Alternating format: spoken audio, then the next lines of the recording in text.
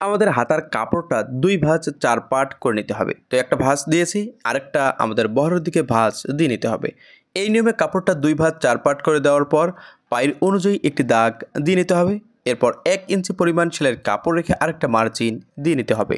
সেলাই মার্জিনে ইঞ্চিটেপটা বসিয়ে আমাদের হাতার লম্বার মাপ বের করে নিতে হবে।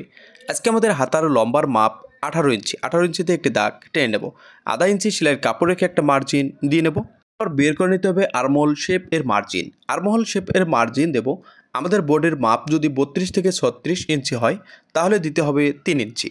আর বোর্ডের মাপ যদি ৩৮ থেকে ৪০ ইঞ্চি ৪২ ইঞ্চি হয় তাহলে ৩.৫ ইঞ্চি। আর ৪৬ ৪৮ ইঞ্চি বোর্ডের মাপ হলে ৪.৫ থেকে ৪ ইঞ্চিতে আর্মহোলের শেপ দিয়ে নিতে হবে। তো আজকে আমাদের বোর্ডের মাপ ৪০ ইঞ্চি, তো আমাদের ৩.৫ ইঞ্চিতে শেপ দিয়ে নিতে হবে। ৩ ইঞ্চিতে একটি দাগ টেনে নেব।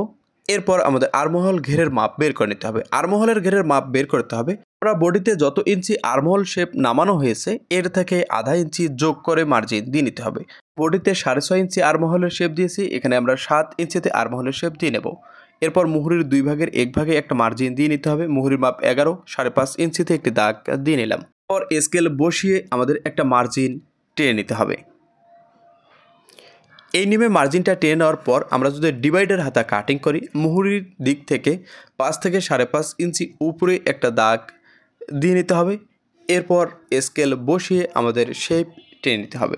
তো আমরা ডিভাইডার হাতার মুহুরির ঘের যতটুকু দেবো ততটুকুতে স্কেলটা বসিয়ে একটা মার্জিন টেনে নেব।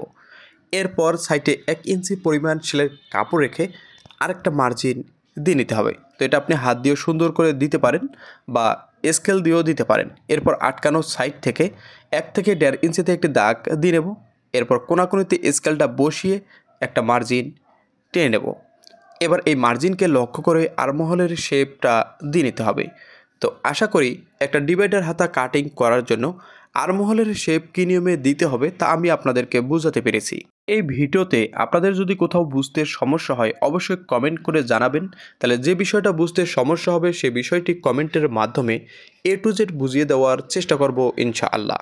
সাইডে কেসি দিয়ে একটা মার্জিন দিয়ে নিতে হবে। এরপর ২ হাতার ২টা পার্টে তালপাট কাটিং করে নিতে হবে। এরপর হাতার মাঝখানে কেসি দিয়ে একটি মার্জিন দিয়ে নিতে হবে।